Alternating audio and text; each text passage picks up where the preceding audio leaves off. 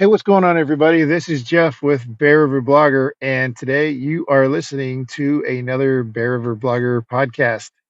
And today we are talking snow geese.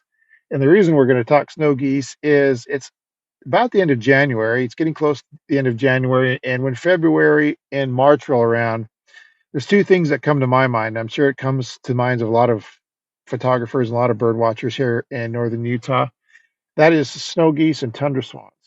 It's pretty unique here in Utah, and especially in Box Elder County, where the tundra swans and the snow geese migrate through about the same time, and you can actually see thousands of tundra swans and thousands of snow geese on the same day if you play your cards right.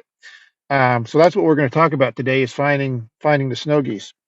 Now, if you're not familiar with the snow geese that come through Utah, especially the ones through Box Elder County, I'll put a link down in the description below on some of the videos that I've taken of some of the snow geese and when they come through to give you an idea of what it looks like and sounds like when the snow geese are migrating through.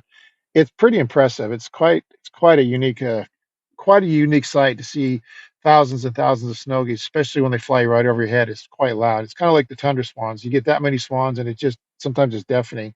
So it's unique to see both of those kind of similar bird migrations at the same time, but not a lot of people know that there's that many snow geese, or even snow geese at all that migrate through northern Utah.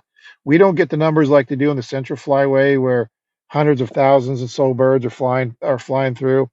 But we do get a sizable amount for this part of the country, and it's pretty unique that we get them here through northern Utah at the same time with the tundra swans. So there's two places in Utah where these birds, when they migrate through, that they actually stop over and congregate for a few weeks, as they feed and kind of rest for a little while.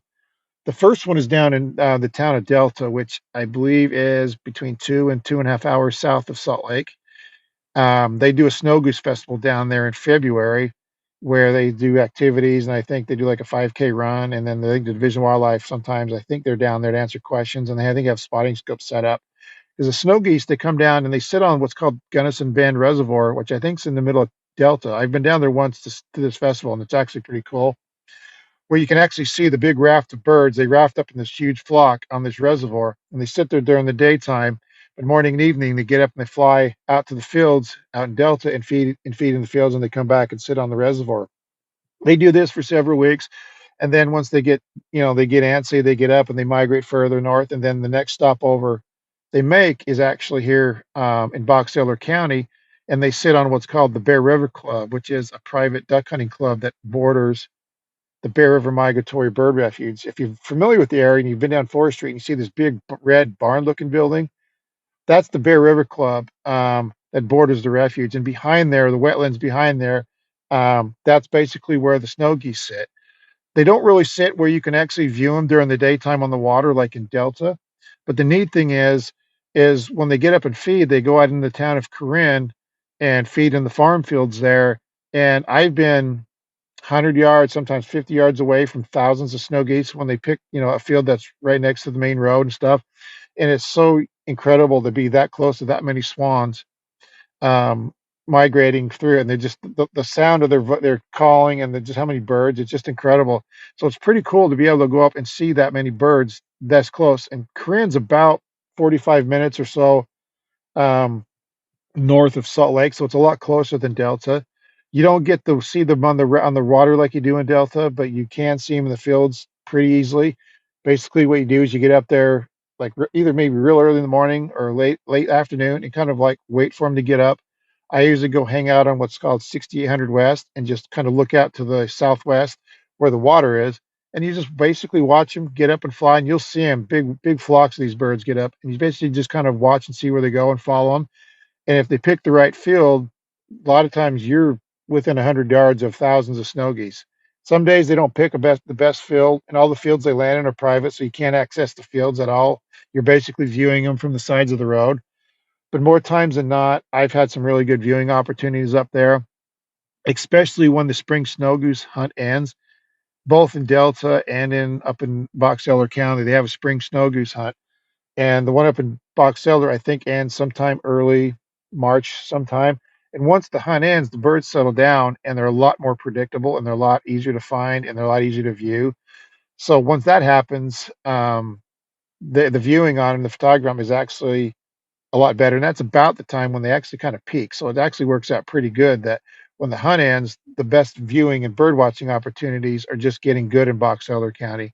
But it's basically you just go up there and you wait in the afternoon and find what fields there are, and you find them that way. It's pretty easy. I do it all the time, and I've done it for years. So it's quite a unique thing because if you catch it on the right day, you find the snow geese. You can actually go out on the bird refuge during the middle of the day and see the tundra swans hanging out. They usually migrate out a couple of weeks earlier than the snow geese. So usually early March, when the snow geese are starting to build up, you can go and view the tundra swans on the auto route, and then go try and catch them in the afternoon, evening in Corinne, and kind of do both of them the same day.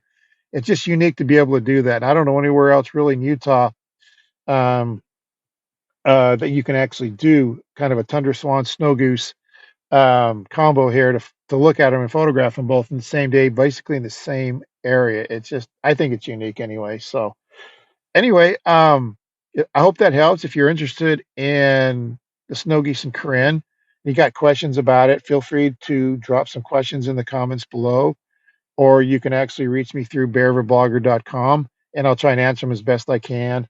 I've got some articles on my website that actually have some more information about the snow geese that I'll kind of uh, put in the description below to kind of help. But they're actually pretty easy to find in March.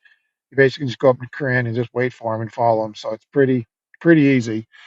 It's pretty cool anyway. So anyway, I hope that helps. I hope you guys are getting out and doing some good bird watching and some good bird photography.